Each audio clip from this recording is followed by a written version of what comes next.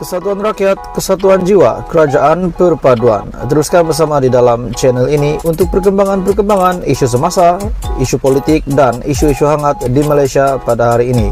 Jangan lupa teruskan bersama di dalam channel ini. Tekan butang like, share, dan subscribe channel ini untuk perkembangan terkini politik di Malaysia.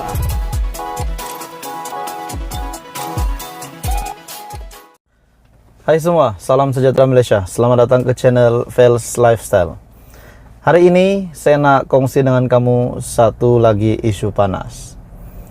Aku hairan, tuan-tuan dan puan semua. Banyak perkara-perkara di dunia ini, banyak perkara-perkara di Malaysia, politik di Malaysia, banyak perkara yang dipertikaikan. Keputusan dipertikaikan, Perdana Menteri, keabsahan Perdana Menteri dipertikaikan, menteri-menteri, timbalan menteri pun dipertikaikan. Bahkan jawatan yang telah dibuat oleh Datuk Seri Anwar Ibrahim pun dipertikaikan. Bukan sahaja di dalam negara, tetapi di luar negara juga. Jadi banyak strategi parti lawan, pemimpin parti lawan untuk menyerang kerajaan hari ini. Tapi ada satu benda yang aku paling tak puas hati. Saya tak marah, saya tak geram juga. Geram sedikit lah. Ada satu kenyataan yang menyatakan masih ada yang tak puas hati dengan pembubaran parlimen yang telah diputuskan oleh bekas Perdana Menteri Ismail Sabri Yaakob. Mahkamah tolak kebenaran merayu cabar permintaan bekas Perdana Menteri untuk bubar parlimen. Mahkamah akhirnya telah menolak kebenaran untuk merayu cabar permintaan bekas Perdana Menteri bubar parlimen. Kenapa nak cabar lagi? Sedangkan sudah pun bubar parlimen, kerajaan pun sudah ditubuhkan, menteri kabinet pun sudah lengkap, Perdana Menteri sudah ada, timbalan Perdana Menteri sudah ada, dan segalanya sudah diatur dengan perlahan-lahan membangun kerajaan, membangun Malaysia, dan khususnya membangun rakyat. Tuan-tuan semua, sebelum saya meneruskan hujah hari ini, saya meminta jasa baik kerjasama kamu untuk tekan butang subscribe, share video ini supaya ramai rakyat Malaysia juga tahu, dan jangan lupa untuk tekan butang like. Hari ini, satu kenyataan. Mahkamah, keputusan mahkamah yang paling mengejutkan saya rasa. Mahkamah tolak kebenaran merayu cabar permintaan bekas Perdana Menteri bubar parlimen.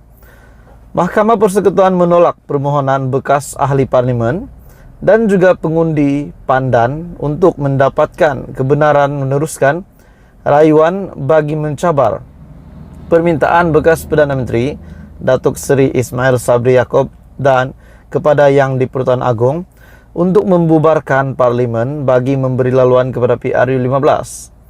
Panel 3 hakim yang dipengerusikan oleh Datuk P. Nalini dan bersidang bersama Datuk Vernon Ong Lam Kiat dan juga Datuk Mary Lim Tiam Suan menolak permohonan bekas ahli parlimen Kelang Charles Santiago dan Syed Iskandar Syed Jafar tanpa perintah mengenai kos. Dalam menyampaikan keputusan mahkamah, Nalini berkata PRU15 telah selesai dan kerajaan baru ditubuhkan dan parlimen pun telah bersidang. Beliau berkata, mahkamah terpaksa menggunakan budi bicara untuk mengekalkan bantahan awal oleh kerajaan Ismail Sabri dan Suruhanjaya Pilihan Raya. Menurutnya, keadaan semasa kerajaan baru tidak boleh wujud tanpa permintaan awal untuk pembubaran parlimen. Sambil menambah bahawa tidak mungkin untuk memisahkan keputusan daripada peristiwa yang bermula dan yang berlaku daripada permintaan pembubaran itu. Dalam notis usul masing-masing memohon kebenaran untuk meneruskan rayuan mereka di Mahkamah Persekutuan, Santiago dan Syed Iskandar telah membangkitkan beberapa persoalan undang-undang untuk diputuskan oleh Mahkamah Persekutuan. Kedua-duanya telah memfailkan tindakan undang-undang secara berasingan di Mahkamah Tinggi untuk mencabar nasihat Perdana Menteri kepada Yang di-Pertuan Agong supaya membubarkan parlimen bagi membolehkan SPR mengadakan PRU15. Nampaknya masih ada yang tak puas hati dengan Ismail Sabri dengan keputusan beliau untuk membubarkan parlimen, untuk memberikan laluan kepada pilihan raya umum ke-15.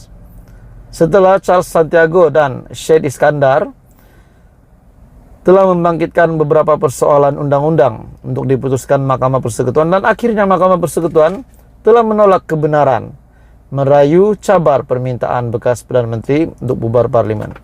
Jadi tuan-tuan dan bapak semua, apa komen Anda? Teruskan bersama di dalam channel ini untuk perkembangan politik seterusnya. Jangan lupa tekan butang subscribe, jangan lupa share video ini, dan jangan lupa tekan butang like. Terima kasih. Hai semua, salam sejahtera Malaysia, tuan-tuan dan bapak semua. Satu kejutan besar daripada pemimpin UMNO, satu pendedahan, satu pengumuman yang paling mengejutkan seluruh ahli parlimen Barisan Nasional, di mana seorang pemimpin UMNO, pemimpin Barisan Nasional telah ditolak. Adakah beliau dibuang daripada UMNO, letak jawatan, dilucutkan jawatan, digugurkan ataupun digulingkan daripada UMNO? Sebelum ini juga kita mendengar kenyataan daripada RPK, Raja Petra bin Raja Kamarudin, di mana kononnya menurut beliau matlamat UMNO pada PRU 15 bukan untuk menang, tetapi untuk menggulingkan Ismail Sabri Yaakob. Dan saya tidak setuju dengan kenyataan, dengan statement oleh RPK.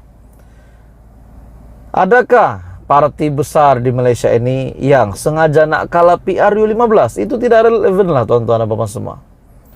Hari ini pula satu kenyataan lagi, di mana seorang pemimpin UMNO telah ditolak. Adakah beliau dibuang jawatan, dilucutkan jawatan, digugurkan, digulingkan? Dan siapakah beliau? Sebelum saya meneruskan isu hari ini, terima kasih kerana telah menonton video ini. Jangan lupa tekan butang like, share video ini kepada pengundi-pengundi UMNO, dan jangan lupa tekan butang subscribe. MKT UMNO akhirnya telah menolak rayuan Tajudin. Setelah dikemas kini, MKT ataupun Majlis Kerja Tertinggi UMNO telah memutuskan untuk menolak rayuan keahlian Datuk Seri Tajudin Abdul Rahman pada Khamis. Ahli Majlis Kerja Tertinggi UMNO, Isham Jalil berkata, keputusan penolakan permohonan tersebut disebabkan alasan-alasan disiplin seperti yang terkandung di dalam perlembagaan UMNO. Ada rayuan daripada Datuk Seri Tajudin, itu hari dia digantung, tetapi rayuan dia telah ditolak. Jadi penggantungannya berkuat kuasa pada hari ini. Itu disebabkan alasan-alasan disiplin seperti yang terkandung di dalam perlembagaan UMNO. Katanya ketika ditemu bual oleh petugas media di lobi Menara Dato' On, Pusat Perdagangan Dunia WTC pada Khamis. Tajudin dan juga Ketua UMNO bahagian Alor Setar, Datuk Muhammad Yusof Ismail sebelum ini dilapor telah digantung keahlian parti selama 6 tahun ataupun 2 penggal. Keputusan itu ditetapkan dalam mesyuarat Majlis Kerja Tertinggi MKT UMNO yang diadakan pada 30 September tahun lalu. Selain itu juga ujar Isham Jalil, mesyuarat MKT UMNO turut memutuskan untuk menggantung UMNO bahagian Arau atas sebab disiplin. Maksudnya ada 2 pemimpin UMNO yang telah digantung. Kita akan melantik ketua pentadbir di UMNO bahagian Arau secepat mungkin, dan senarai calon ketua pentadbir itu akan dibincangkan. Itu keputusan parti nanti. Tetapi keputusan MKT adalah menggantung bahagian Arau atas sebab disiplin bahagian UMNO, kata Isham Jalil. Sebelum ini juga Isham Jalil ada membuat kenyataan berkenaan dengan kerajaan berisiko untuk bertukar lagi. Katanya kita berdepan risiko kerajaan untuk bertukar lagi, katanya. Jadi adakah Anda setuju dengan kenyataan daripada Isham Jalil ini? Jadi hari ini tuan-tuan dan bapak semua, akhirnya Majlis Kerja Tertinggi UMNO telah menolak rayuan Tajudin dan keahliannya digantung dan berkuat kuasa mulai hari ini. Jadi ini satu kejutan lagi di dalam UMNO.